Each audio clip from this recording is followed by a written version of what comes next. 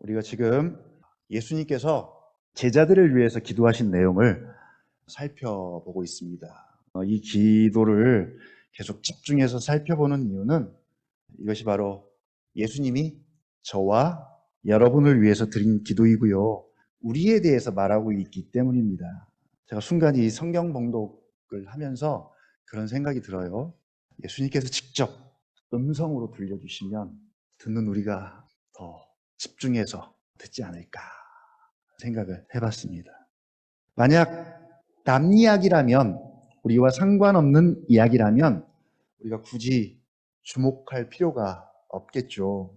요즘 아이들 되게 영악해요. 그래서 3살, 4살만 돼도 자기 이야기하면 눈치가 빨라서 다 듣습니다. 안 듣는 것 같아도 다 들어요. 나에 대해서 무슨 말 하나. 3살, 4살짜리도 자기에 관한 이야기는 눈치로도 알고 집중을 하는데, 바로 오늘 이 말씀은 우리에 관한, 우리에 대해서, 그것도 하나님 아버지와 아들 예수 그리스도 사이에 나눈 것이기 때문에 우리가 더 주의를 기울여서 집중할 수 있었으면 좋겠고요.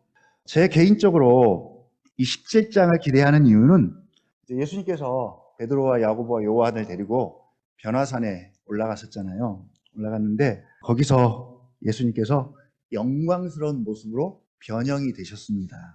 그때 영광스러운 그 예수님의 몸을 목격한 제자들이 이렇게 반응하죠. 여기다 초막새 찍고 영원히 살았으면 좋겠습니다. 영원히 여기에 머물러 있었으면 좋겠습니다. 라고 반응을 합니다. 바로 영광을 목격한 사람들의 반응이죠. 예수님의 영광을 목격했습니다. 자, 비슷하게 요한복음 17장이 저에게는 변화산입니다. 그래서 할 수만 있다면 저는 여기에 오래 머무르고 싶어요. 요한복음 17장이 저와 여러분에게도 그리스도의 영광을 볼 수 있는 변화산이 됐으면 좋겠습니다. 그런 마음으로 저도 말씀을 준비하고요. 여러분도 그런 마음으로 말씀을 들었으면 좋겠습니다. 지난주까지 무슨 말씀을 전했냐면 17장 1절부터 5절까지를 통해서 예수님의 가장 첫 번째 관심사, 목적이 뭐냐, 이 문제였습니다. 바로 아버지를 영화롭게 하는 것이다. 어떻게 아들이 아버지를 영화롭게 하셨는가? 하나님 아버지의 구원 계획을 자신의 죽음과 부활로 성취하시고 완성하심으로 하나님을 영화롭게 하셨고요. 또 우리에게 영생을 주심으로 하나님 아버지를 영화롭게 하셨습니다. 이 영생은 창세전에 하나님께서 우리에게 주시려는 하나님의 계획인데, 이 계획을 예수님께서 복음으로 성취하셨습니다. 이 외에도 많죠. 말씀에 순종하여 의를 이루고, 또 성육신을 통해서, 또 십자가에서 하나님의 공의와 하나님의 사랑을 충분히 다 드러내시고 부활로 그 영광을 드러내셨습니다. 바로 성자가 성부를 영화롭게 하신 일들입니다. 그리고 영생에 대해서 17장 3절 다뤘습니다. 영생은 유일하신 참 하나님과 그가 보내신 자 예수 그리스도를 아는 것이다. 영생은 하나님의 생명이 우리 영혼 속에 들어와 있는 것이다. 영생은 하나님의 생명이고 그리스도의 생명이다. 하나님께서는 이 생명을 우리에게 주셨고 우리는 받았습니다. 이 생명은 하나님적 생명, 신적 생명이기 때문에 영원할 뿐만 아니라 질적으로도 육신의 생명과는 차원이 다른 그런 생명입니다.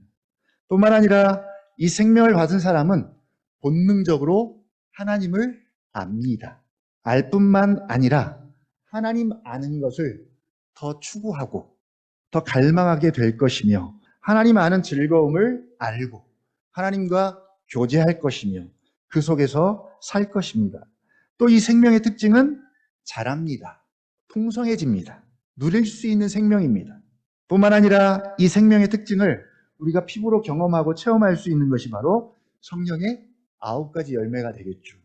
사랑과 희락과 화평과 오래 참음과 자비와 양성과 충성과 온유와 절제니, 이런 열매들이 우리에게 있다는 것은 물론 물어보면 자신이 없어요. 대부분 다 자신 없어 합니다.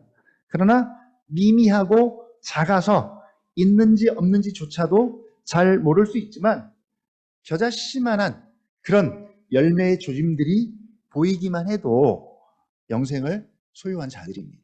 그리고 이제 지난주에 이 말씀 드렸어요. 제자들.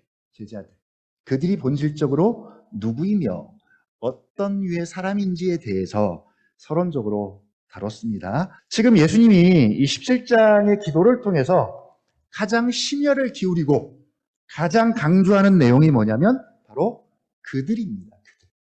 그들이 누구인지에 대해서 구구절절히 계속 지금 반복합니다. 우리식으로 말하면 했던 말 또 하고 했던 말 또 하고. 저기요, 용건만 간단히 말씀해 주시면 안 되겠습니까? 주님, 아까 그 말 했는데요. 근데 주님은 절마다 심지어 26절 마지막까지 26절이 마지막입니다. 까지도 계속 그들에 대해서 그들 지나칠 정도로 강조합니다. 그런데 예수님만 그런 것이 아니라 성경을 보면 이것이 보다 성경을 쉽게 이해하는 패턴입니다. 영생은 유일하신 하나님과 참 하나님과 그가 보내신 자 예수 그리스도를 아는 것이니이다. 영생은 한마디로 뭐다? 아는 것입니다. 뭘 알아요? 유일하신 참 하나님을 아는 것입니다. 우리가 열왕기상 말씀을 통해서 지금 그 싸움 하잖아요. 하나님을 아는 싸움을 하고 있습니다. 영생과 관련이 있습니다. 여호와가 하나님인지 바알이 하나님인지 갈멜산 정상에서 여호와와 바알의 싸움을 했고요. 그 결과 여호와가 하나님임이 온 천하에 드러나고 밝혀졌습니다. 바로 여호와가 유일하신 참 하나님임을 계속 알아야 하는데 알아야 할 내용을 두 가지로 성경은 딱 요약합니다. 두 가지만 알면 됩니다. 하나는 하나님의 존재, 하나님의 성품, 하나님의 인격에 관해서 알아야 합니다. 현대인들은 이 첫 번째 알을 별로 좋아하지 않아요. 요즘 교회들도 마찬가지입니다. 이걸 요약하면 하나님의 이름입니다. 하나님의 이름. 존재 혹은 I am. 나는 성경에서 가장 많이 쓰는 말씀이죠. 나는 누구다. 나는 스스로 있는 자다. 여호와라. 첫 번째, 하나님의 존재입니다. 두 번째는 그 하나님의 사역이죠. 어떤 계획을 가지고 어떤 일을 하셨는가. 하나님이 나에게 어떤 일들을 하셨는가. 지금도 삶의 현장에서 하나님께서 나에게 어떤 일들을 하시는가. 일하고 계시는 하나님. 바로 하나님을 아는 지식을 이렇게 두 가지로 요약해 볼 수 있겠습니다. 예수님을 아는 지식도 마찬가지죠. 뭐라고 말합니까? 17장 3절. 그가 보내신 자 예수 그리스도를 아는 것입니다. 예수님이 누구신지 삼위 하나님 차원에서 예수님이 어떤 존재이며 어떤 위치에 있는지 예수님의 존재와 인격에 대해서 알아야 되고요. 두 번째는 예수님의 사역에 대해서 왕으로서 제사장으로서 선지자로서 어떤 사역을 하셨고 지금도 하나님 보좌 우편에 계셔서 제자들, 그들, 교회를 위해서 어떤 일들을 하시는지 바로 존재와 사역에 대한 지식, 알입니다. 이걸 우리에게도 그대로 적용해 보면 됩니다. 우리가 누구인지 어떤 존재인지를 알아야 하고 그리고 두 번째는 그런 존재인 우리는 그러면 그 존재에 어울리게 합당하게 어떤 일들을 해야 하는지 다른 말로 말하면 어떻게 살아야 하는지 어떤 부르심을 받고 어떤 소명을 받고 있는지를 알아야 합니다. 한마디로 빛과 소금의 역할이죠. 역할. 그런데 교회는 어떻게 하면 교회가 소금 역할을 하고 빛 역할을 잘할까에 대해서 가르쳐주고 그것을 연구하고 세미나를 여는 곳이 아닙니다. 요즘 교회가 점점 그렇게 변해가죠. 그래서 종교개혁이 일어났어요. 그것이 우리의 주된 목적이 아닙니다. 본업이 아닙니다. 역할에 대한 연구나 세미나는 우리보다 오히려 세상이 더 훨씬 더 활발하게 이루어지죠. 왜냐하면 세상은 그게 전부니까. 오히려 우리는 빛과 소금의 본질이 뭐냐? 그걸 질문하고, 그리고 소금이 되게 하는 것이 뭐고 빛을 빛되게 하는 것이 뭐냐에 대해서 계속 질문하는 것. 이 종교개혁 정신입니다. 오히려 역할을 하기 전에, 역할에 대해서 너희가 말하기 전에 너희가 먼저 소금이 되고, 소금인지 빛인지 혹은 빛이 되어라에 대해서 강조합니다. 그게 이제 팔복에 대한 말씀이죠. 빛과 소금에 대한 말씀이 어디 위치하냐면 팔복 다음에 나오고 있습니다. 그러니까 소금이 되고 빛이 되는 것은 팔복을 전제하고 소금과 빛이죠. 팔복 없는 소금과 빛은 세상 사람들이 하는 소금과 빛이고, 교회는 반드시 소금과 빛을 이야기할 때 팔복을 전제해야 합니다. 소금 노릇, 빛 노릇 역할을 하려면 먼저 팔복의 사람이 되어야 합니다. 그 사람이 소금으로 빛으로 존재하고 그 역할을 감당하는 것이죠. 이게 이제 성경의 논리예요. 예전에 연세대 졸업식에 한번 간 적이 있어요. 총장님의 졸업사가 그거였습니다. 여러분, 이제 여러분은 세상으로 당당히 나아갑니다.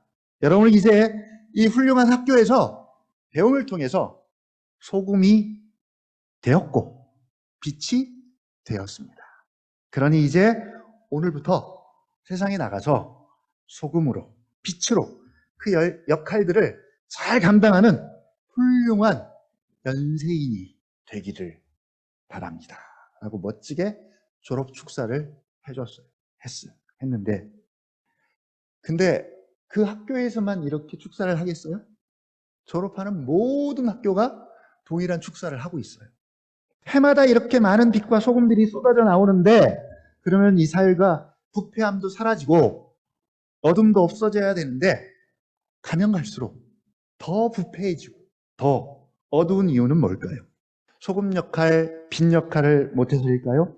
소금 되게 하는 그 정체성, 짠맛, 빛이 되게 하는 그 정체성이 없는 소금 모양만, 빛 모양만 있는 사람들이 소금 역할, 빛 역할을 하려고 하기 때문입니다. 일반 학문으로도 소금이 되고 빛이 될 수 있다면 교회는 문을 닫아야 되고요. 예수님도 필요 없죠. 필요 없습니다. 그럼에도 불구하고 우리는 계속 우리가 소금 역할, 빛 역할을 못해서 세상이 이렇다고 평가하고 우리도 자꾸 역할론으로 가려고 한다면, 그래서 종교개혁이 필요합니다. 물론 역할이 있어요. 있습니다. 필요해요.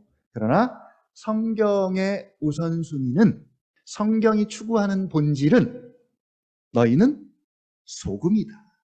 너희는 빛이다. 그리고 그 소금과 빛을 결정해주는 그 소금의 독특한 짠맛, 어둠을 드러내는 빛의 그 정체성이 너희에게 있느냐, 먼저 계속 주목합니다. 그게 바로 그들이에요. 그들. 그래서 팔복의 말씀 후에 너희는 세상의 소금이다, 너희는 빛이다, 존재에 대해서 계속 말씀합니다. 그걸 먼저 인식하고 생각하면 역할은 자연스럽게 결정이 되고 되어질 것이라는 것이죠. 그 예로 바로 빛입니다. 빛. 존재 자체가 그냥 드러나게 되어 있어요.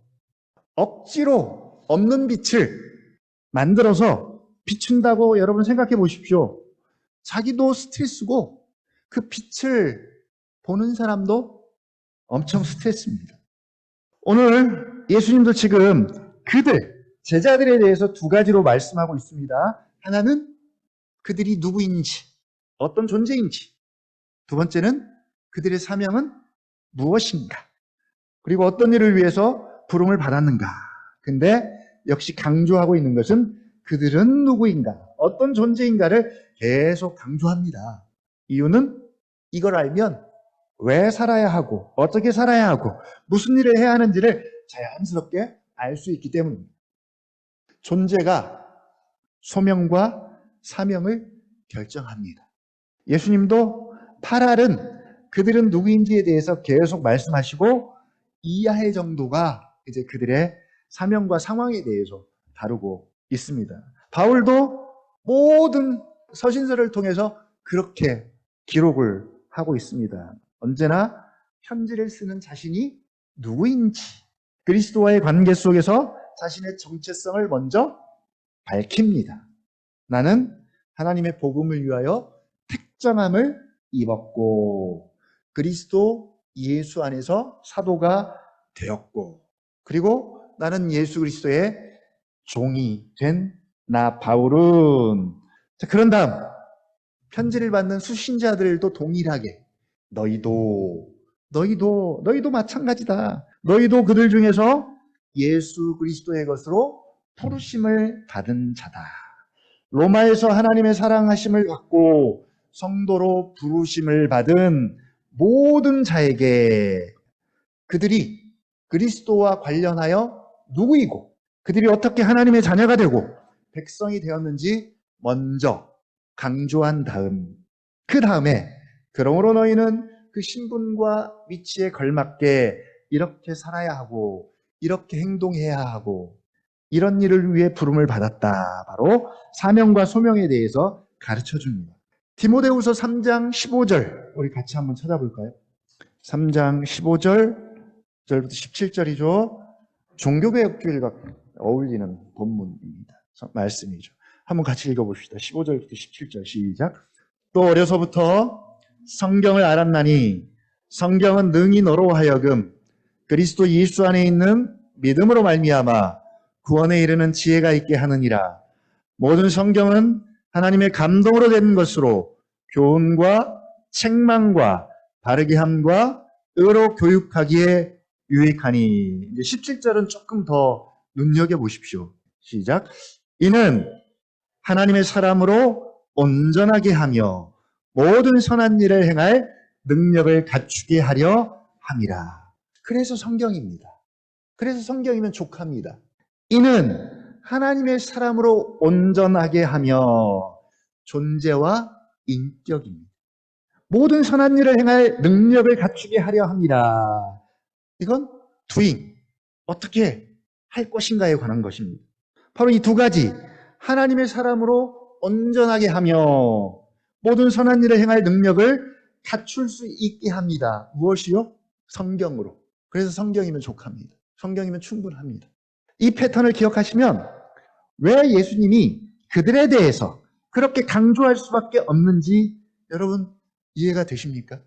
자, 그들은 누구입니까? 그들. 하나님의 백성으로서 원래는 창세전에는 하나님의 소유였는데 지금은 하나님께서 예수님에게, 성자에게 맡기셔서 예수님의 소유가 되었습니다. 17장 1절부터의 내용이에요. 요약한 겁니다. 그래서 뭐가 됐다고요? 그리스도인 혹은 그리스도 안에 있는 자 혹은 그리스도의 사람이라고 부릅니다. 바로 그들의 정체성입니다. 그러니까 그들 자신이 그들을 생각할 때, 여러분 그들이라고 말하니까 남이 아니에요. 지금 우리를 지금 이야기하는 거예요. 그들을 생각할 때 나의 신분과 위치와 나의 정체성을 결정하는 것이 뭐냐? 그리스도. 그래서 바울은 시도 때도 없이 항상 자신을 생각할 때, 자신을 소개할 때 항상 그리스도와 연관지어서만 생각합니다. 디모데전서 1장 1절 우리 구주 하나님과 우리의 소망이신 그리스도 예수의 명령을 따라 그리스도 예수의 사도된 바울은 하나님의 뜻으로 말미암아 그리스도 예수의 사도된 바울과 형제 디모데는 갈라디아서 1장 1절이죠. 사람들에게서 난 것도 아니요 오직 사람으로 말미암은 것도 아니요 오직 예수 그리스도와 그를 죽은 자 가운데서 살리신 하나님 아버지로 말미암아 사도된 바울은. 가장 보편적인 고백은 그거예요. 그리스도 예수의 사도된 종된 나 바울은. 그래서 자나깨나 그리스도, 틈만 나면 그리스도. 바로 그리스도가 자신의 정체성을 결정해 주기 때문입니다. 여러분도 여러분 자신의 정체성을 결정하고 그것을 다른 사람한테 소개할 때 앞에다 누군가의 호칭을 붙이죠. 나 누구 엄마예요. 나 은총이 엄마예요.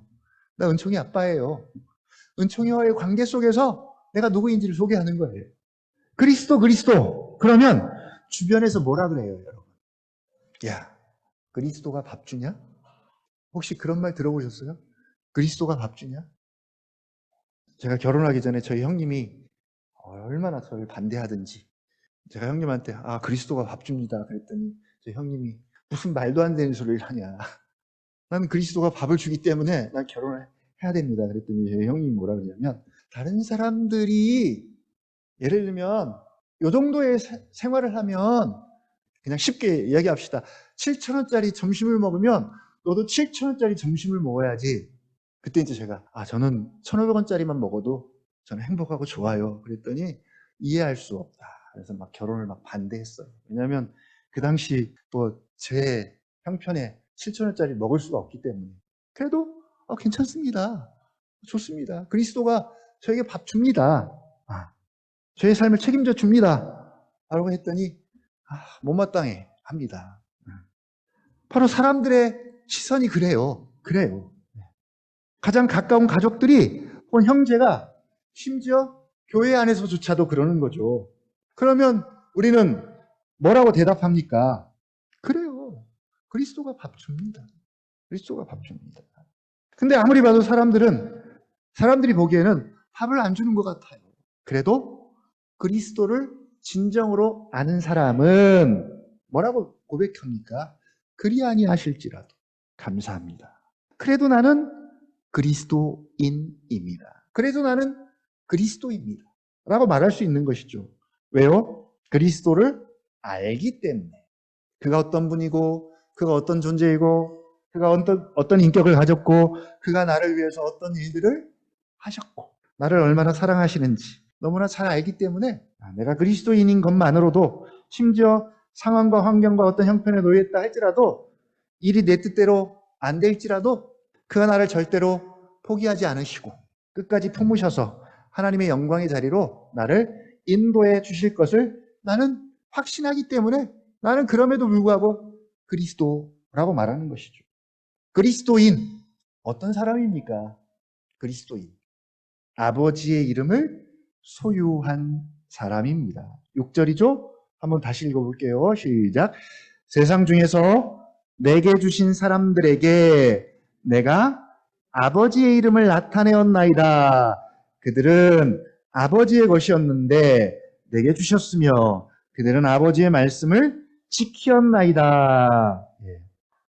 자, 우리 지난번에도 대요리 문답 74번을 통해서 한번 살펴봤습니다.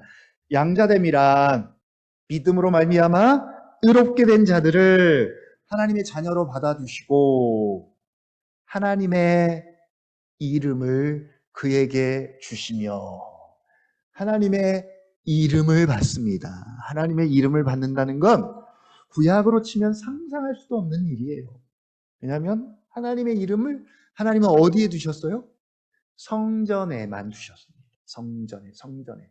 그래서 이스라엘 백성들은 그토록 성전 중심의 삶을 살 수밖에 없었던 거죠. 멀리 가도 성전을 향해서 기도하고, 왜냐하면 그 성전에 하나님이 임재하시기 때문에. 그런데 신약에 와서 하나님의 이름을 우리 안에 두셨습니다. 우리 안에 두셨어요. 이름은 인격과 성품을 대변합니다. 우리가 어떻게 하나님을 알아요? 이름으로 계시하신 이름으로. 그 하나님의 이름을 우리에게 두셨다는 것은 그곳에 하나님이 임재하시겠다는 의미입니다. 하나님의 임재의 상징으로서의 이름, 하나님의 성품과 인격을 담고 있는 그 이름을 우리에게 두셔서 하나님의 임재하심 속에서 우리가 있게 하시고 또 하나님을 알게 하시되 더 알게 하시는 것입니다. 전에는 거울로 보는 것처럼 희미하게 하나님을 알았는데 긴가민가 했는데 이제는 희미한 게 점점 더 분명해져서 궁극적으로는 얼굴과 얼굴을 맞대고 보는 그런 확실하게 아는 데까지 나아갈 것인데 바로 지금 하나님의 이름을 그 자녀인 우리에게 그리스도인들에게 두셨고요. 또 그 뒤에 가면 그 하나님의 이름으로 그들을 보호해달라고 예수님이 요청을 하십니다. 자, 하나님의 이름은 하나님을 아는 지식에 있어서 가장 중요합니다. 뒤에 가서 한 번 더 보기로 하고요. 자, 그 다음 그리스도인을 그리스도인 되게 하는 중요한 특징이 있습니다. 6절, 8절. 6절 한번 읽어볼게요. 다시 한번. 하반절 시작. 그들은 아버지의 것이었는데 내게 주셨으며 그들은 아버지의 말씀을 지키었나이다.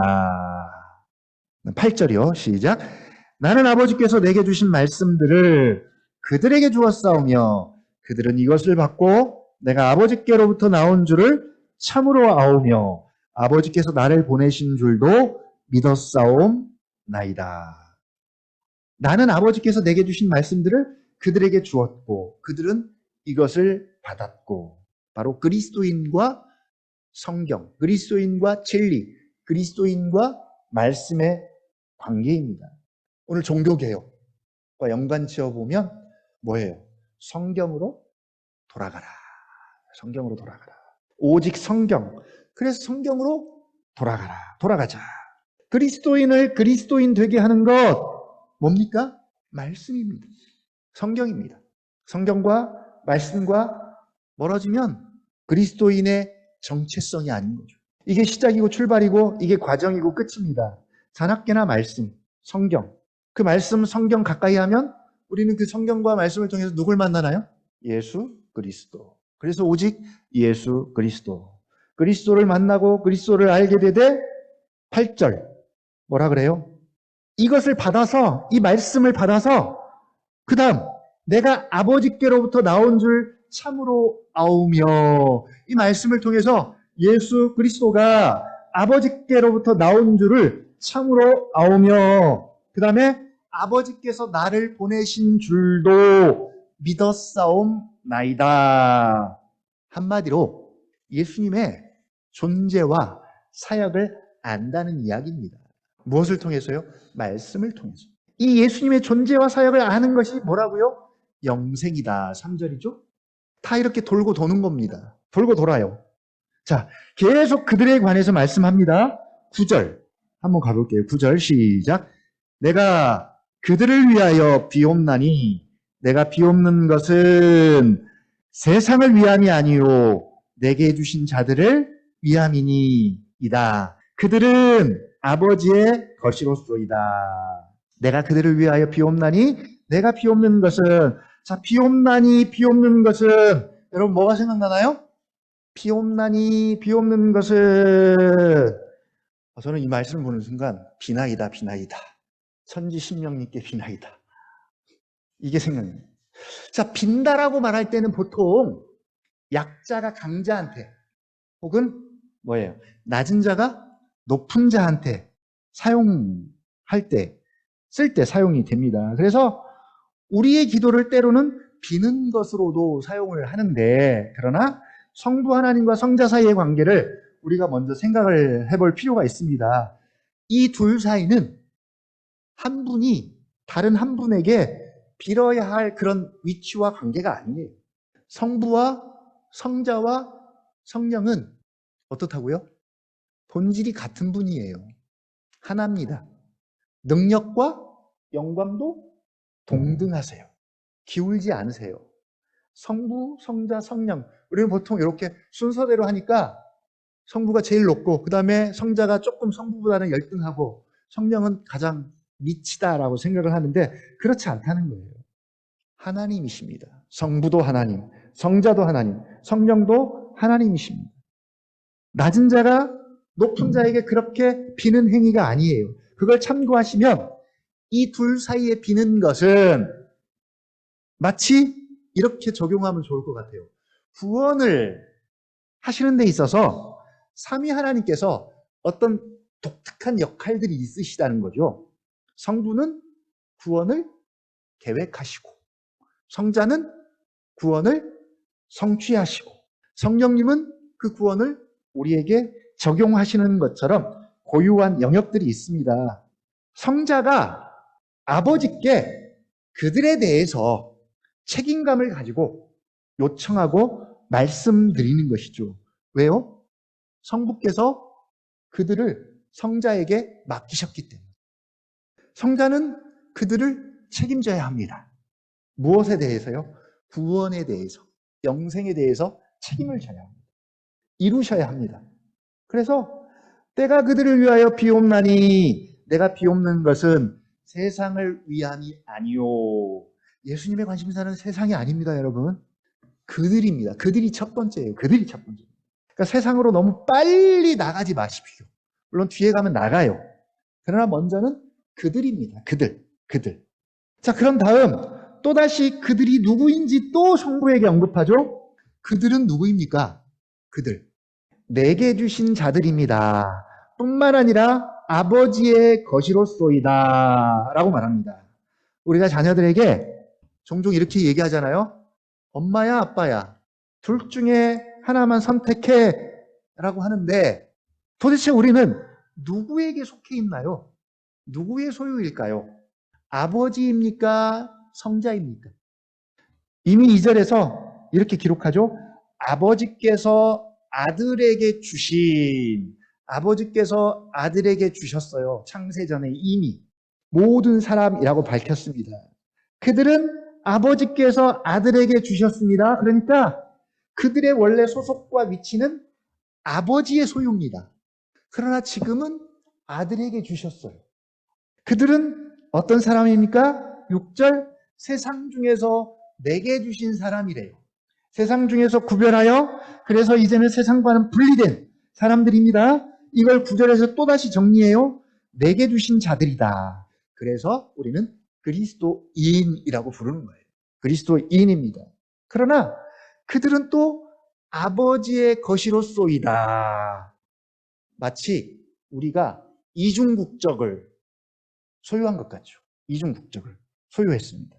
여러분, 되게 안전하지 않나요? 우리가 지금 이중으로 둘러싸여 있는 거죠. 이중으로. 예. 그런데 이게 되게 혼란스러울 수가 있습니다. 이랬다 저랬다 하는 거잖아요. 그냥 그리스도인이란 정체성만 있으면 좋은데 하나님의 백성, 하나님의 소유 조금 정체성이 좀 옮겨갔습니다. 하나님 쪽으로. 이거 말고도 엄청 많아요. 이러다 보니까 제가 이제 오늘 이 정체성에 대해서 이야기를 하면서 이게 되게 중요하다고 말했는데 다음 주에 오 목사님이 설교를 하면서 또 다른 걸 가지고 와서 여러분 이게 중요합니다. 이 정체성이 중요합니다 라고 말하는 것이죠. 그러면 그 다음 주에 또 제가 아닙니다 여러분 이게 중요합니다. 그러면 좀 둘이서 통일을 해가지고 한 가지만 딱 말하면 좋은데 듣고 보니까 1년 52주마다 뭐예요? 새로운 중요한 게 계속 등장하는 거죠. 등장하는 거예요. 그래서 몇 주 동안은 중요하다고 하니까 거기에 대해서 집중을 해서 열심히 들었는데 듣다 보니까 주일마다 계속 새로운 중요한 게 나와서 서로 충돌을 하는 거죠. 그러면 도대체 뭐가 중요해요? 뭐가 중요합니까? 헷갈립니다. 왜냐하면 우리는 복잡한 거 싫어해요. 최대한 단순하고 심플해야 합니다. 한 가지만 말해야 해요. 하나님도 그냥 여호와 하나님이면 됐지. 무슨 하나님이 그렇게 많이 필요합니까? 복잡하게. 삼위 하나님도 마찬가지고요. 그런데 성경이 이렇게 다양하게 소개하는 이유는 더 분명해지고 더 확실해지고 더 풍성해지기 위해서입니다. 예수님도 나는 뭐라고요? 나는 이다 라는 표현으로 종종 자신을 되게 다양한 방식으로 소개를 합니다. 나는 선한 목자고 나는 포도나무고 나는 길이요 진리요 생명이고 나는 참된 양식이고 나는 빛이고 하나만 말씀하시면 좋은데 이렇게 다양한 관점과 표현으로 나를 소개하고 나타난 이유는 나를 보다 더 잘 이해하고 알기 위해서입니다. 자, 그들은 내게 주신 자이기도 하지만 그들은 누구의 것이다? 아버지의 것이로소이다. 왜요? 10절이 설명해 줍니다. 10절 시작. 내 것은 다 아버지의 것이요 아버지의 것은 내 것이온데. 자, 여기까지 볼게요. 이 말씀은 하나됨에 대한 표현입니다. 하나됨을 이렇게 표현했어요. 아버지와 아들이 성부와 성자가 하나다. 본질이 같고 영광과 능력이 동등하시다. 만약 본질이 다르고 영광과 능력이 달라서 성부와 성자와 성령 사이에 기울어지고 차이가 난다면 하나가 될 수가 없습니다. 그리고 오늘 10절 같은 표현은 쓸 수가 없어요. 결혼식을 하면 둘이 한 몸이 되고 몸뿐만 아니라 뭐예요? 모든 것이 하나가 되는 거잖아요. 하나가 됩니다. 생각도 그렇고. 부부 사이에 당신 것은 내 것이요. 내 것은 당신 것입니다. 이러면 여러분 아멘입니까? 아멘입니까? 어때요? 맞습니까? 그러면 둘 중에 한 명은 당신 미쳤어? 분명히 말할 거예요. 내 것은 내 것이요. 당신 것은 당신 것이요. 요게 요즘 우리 시대의 정신이죠? 내 것은 내 거, 네 것은 네 거. 결혼해도 이제 독재자형이라면 내 것도 내 것이요. 네 것도 내 것이요. 그것이 뭐 사업을 하든 이제 주인의 마음이라면 이제 그 밑에 있는 아랫사람들이 굉장히 힘들겠죠. 성부와 성자가 하나이기 때문에 그리스도인이기도 하지만 하나님의 소유, 하나님의 백성이기도 한 것입니다.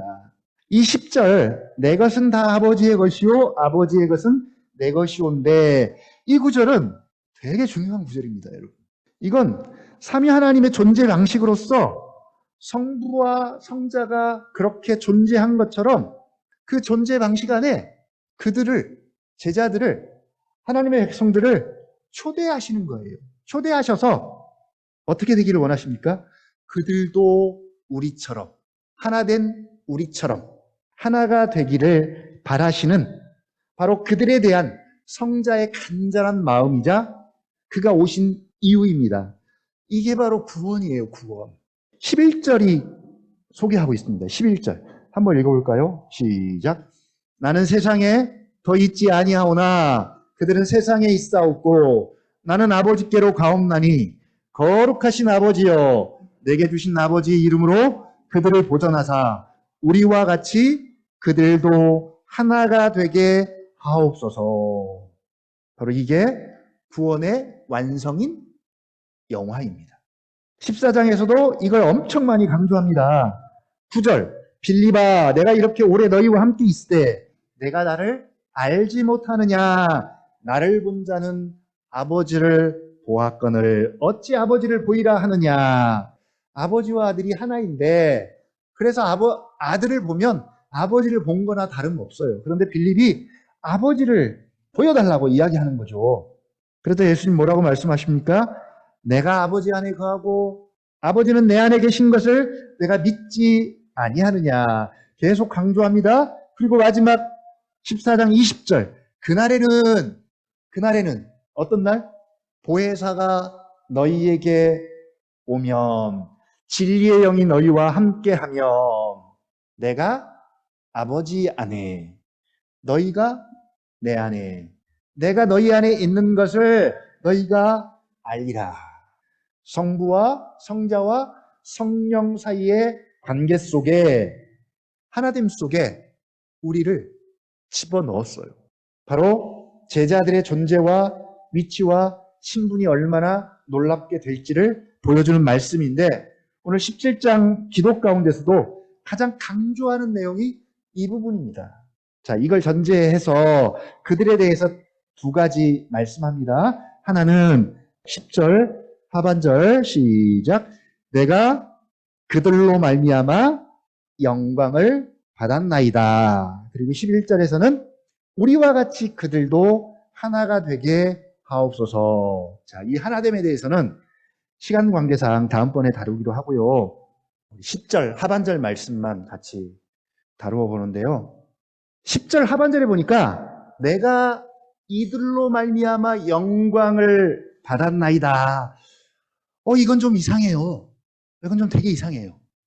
앞으로 그들을 통해서 영광을 받을 것입니다도 아니고 그들로 말미암아 영광을 받았대요. 이상해요. 제자들이 주님께 영광을 돌렸나요? 실수한 것만 보이는데 뭘로 영광을 돌렸나요? 그냥 대충 예수님이 그냥 받아 넘기신 건가요? 두루뭉실하게? 아직 예수님이 십자가에 달리시기 전이고 부활하시고 승천하시기 전이고 결정적으로 아직 뭐가 안 내려왔어요? 성령을 보편적으로 부어주시지도 않았습니다. 사도행전 이후라면 그쵸. 달라진 제자들의 모습을 보면 분명 주님의 입장에서 그들로 말미암아 영광을 받습니다. 그렇죠. 영광을 받았습니다. 받을 수 있어요. 그러나 성령이 임하시기 전 사실 제자들은 그닥 영향력이 있는 사람들도 아닙니다. 그런데 이 시점에서 이미 예수님은 그들로 말미암아 영광을 받았나이다라고 말씀하고 계십니다. 기본적으로 2절과 3절을 근거로 보면 영생하면 예수님께 영광이 됩니다. 영생하면 예수님께 영광이 돼요. 왜냐하면 예수님이 영생을 주려고 오셨기 때문에 영생을 받으면 그것으로 예수님에게 영광이 됩니다. 뿐만 아니라 그 영생이 뭐라고요? 유일하신 참 하나님과 그가 보내신 자를 예수 그리스도를 아는 것입니다. 그러니까 하나님의 이름을 알고 예수를 하나님이 보내셨고 그 예수가 그리스도임을 알고 믿는 것 영생이기 때문에 이렇게 알고 믿으면 그게 하나님께 영광이 됩니다. 아는 것으로도 믿는 것으로도 하나님께 영광이 되는구나. 너무 중요한 6절, 7절, 8절의 내용이 그래요. 6절 그들은 아버지의 말씀을 지켰대요. 지켰다는 말은 말씀을 받았음을 전제하고 하는 거예요. 하나님의 말씀을 받았습니다. 하나님의 말씀을 받은 것만으로도 영광이 됩니다. 7절 그들은 아버지께서 내게 주신 것이 다 아버지로부터 온 것인 줄 알았대요. 그 말씀을 받았고 그 말씀을 통해서 예수님께서 아버지로부터 온 것을 알았대요. 또 8절에 보니까 참으로 아오며 아버지께서 나를 보내신 줄도 믿었대요. 자, 이랬더니 예수님은 이걸 가지고 내가 그들로 말미암아 영광을 받았나이다 라고 하는 거예요. 이걸 가지고. 이게 이제 예수님이 오신 목적인데 예수님이 오신 목적이 그들에게 성취되었으니까 그들로 말미암아 영광을 받은 겁니다. 여러분, 우리가 어떻게 하나님께 영광을 돌릴 수 있어요? 우리 언양나무 학교 아이들이 밥 먹을 때 기도를 해요. 아이들이 밥 먹을 때 기도를 하는데 뭐라고 기도하냐면 가장 공통적으로 많이 하는 기도가 뭐냐면 이 음식을 먹고 하나님께 영광을 돌리게 해주세요. 이 기도를 가장 많이 해요. 조그만 애들이 이 음식 먹고 하나님께 영광을 돌리게 해주세요. 이렇게 기도해요. 어떻게 하면 그 어린 것들이 하나님께 영광을 돌릴 수 있을까요? 우리는 어떻게 하면 하나님께 영광을 돌릴 수 있을까요? 영생하면 됩니다. 영생하십시오. 유일하신 참 하나님을 알고 그가 보내신 자 예수 그리스도를 알고 믿으면 됩니다. 어때요? 이제 오늘 생일이니까, 교회 생일이니까 한번 평가를 하고 넘어가야 되잖아요. 주님이 지금도 우리를 통해서 영광을 받고 계실까요? 우리 언양나무 교회를 통해서 영광을 받고 계실까요? 말씀 묵상만 잘해도 그게 여러분 하나님께 얼마나 영광이 되는지 모릅니다. 하나님 말씀 잘 받아서 하나님 말씀 지키고 그 말씀 안에 살면 그게 하나님께 영광이 됩니다. 영생하면 됩니다. 유일하신 참 하나님을 알면 됩니다. 열왕기상을 통해서 지금 그 싸움 하잖아요. 이제 그것도 끝나가지만 하나님을 아는 지식 싸움. 온 이스라엘로 온 세상으로 뭐라 그래요? 내가 여호와인 줄 알게 하리라. 그게 창세기부터 계속됩니다. 출애굽기 이 표현 되게 많아요. 내가 온 세상으로 여호와인 줄 알게 하리라. 그래서 바로 앞에서 10가지 하나님의 능력을 보이잖아요. 그러면서 계속 반복적으로 하시는 말씀이 내가 누군 줄 알게 하리라. 여호와인 줄 알게 하리라. 그래서 바로의 마음을 강팍하게 해가지고 그런 기적들을 베푸는 거죠. 갈멜산에서도 마찬가지입니다. 내가 여호와인 줄 알게 하리라. 아람과의 전쟁을 통해서도 계속 반복하는 말씀이 내가 그들로 여호와인 줄 하나님인 줄 알게 하리라. 하늘에서 불이 내려옵니다. 백성들이 뭐라고 소리칩니까? 모든 백성이 보고 엎드려 말하되 여호와 그는 하나님이로소이다. 여호와 그는 하나님이로소이다. 열왕기상 18장입니다. 말씀 묵상을 통해서 믿음으로 우리가 이 고백을 드리면 그게 하나님께 영광이 되는 거죠. 이걸 보고 주님이 아버지께 지금도 그렇게 말씀하시는 거예요. 우리를 보고 내가 그들로 말미암아 영광을 받았나이다. 내가 그들로 말미암아 영광을 받고 있습니다. 라고 예수님이 성부에게 그렇게 말씀하십니다. 그러면 이제 개 중에 저는 말씀 묵상 잘 못했는데요. 언약나무 교회는 어떤 교회라고요? 그래도 괜찮습니다. 괜찮은 교회예요. 물론 하면 좋고 당연히 해야 합니다. 그래도 그들이라는 존재 자체가 영광이 됩니다. 존재 자체가 영광이에요. 그들이라는 존재 자체가 영광이 됩니다. 우리가 잘 아는 베드로전서 2장 9절 사실 이 이야기예요. 무슨 내용입니까? 오직 너희는 택하신 족속이요 왕같은 제사장이요 거룩한 나라요 그의 소유된 백성이니 이는 너희를 어두운 데서 불러내어 기이한 빛으로 불러내신 이의 아름다운 덕을 선전하게 하려 함이라. 바로 이것이 그리스도인에 대한 묘사인데 두 가지죠. 하나는 존재, 하나는 사명. 자, 이 말씀으로 본다면 우리의 존재 자체가 이미 영광과 영화로움을 포함하고 있어요. 그리고 그 존재가 가지고 있는 영광을 드러내는 것을 우리의 사명으로 말씀하고 있는데 바로 그들 존재 자체가 예수님의 영광입니다. 그들에게 있는 어떤 명예와 그들이 가지고 있는 은사와 그들이 가지고 있는 업적이나 성공이나 그런 것들이 아니라 지금 이렇게 앉아있는 저와 여러분의 존재 자체가 그리스도 안에 있다면 그 자체가 예수님에게 영광입니다. 믿지 못하시겠죠. 우리는 수용을 못합니다. 제가요 성격도 좀 바뀌어야 되고요. 좀 뭐도 고치고요. 믿음도 좀 커지고요. 봉사 못한 것도요. 조금 더 채우고요. 헌금도 조금 더 많이 하고요. 그래야 예수님께 영광이 될 거라고 생각하시나요? 그렇지 않습니다. 어쩌면 예수님은 지금 이렇게 말하고 있는지도 몰라요. 너희가 거듭난 순간, 너희가 하나님의 백성이 되고 또 내가 전해준 진리와 관계를 맺고 하나님의 말씀과 관계를 맺고 그리고 나를 믿고 나를 아는 순간 이미 너희는 나를 영화롭게 했다.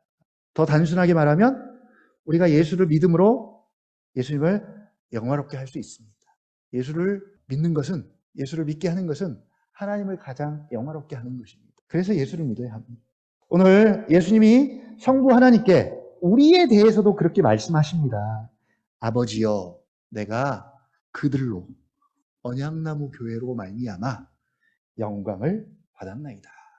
거룩하신 아버지여 내게 주신 아버지의 이름으로 그들을 보존하사 우리와 같이 그들도 하나가 되게 하여 주옵소서. 이 주님의 기도를 우리가 다시 한번 기억하고 우리가 어떤 존재인지를 분명히 알고 또 알면 사명과 사역이 보입니다. 그 존재에 걸맞는 사역들을 감당할 수 있는 우리 언약나무 교회가 되기를 주님의 이름으로 다시 한번 축복하고 부탁을 드립니다.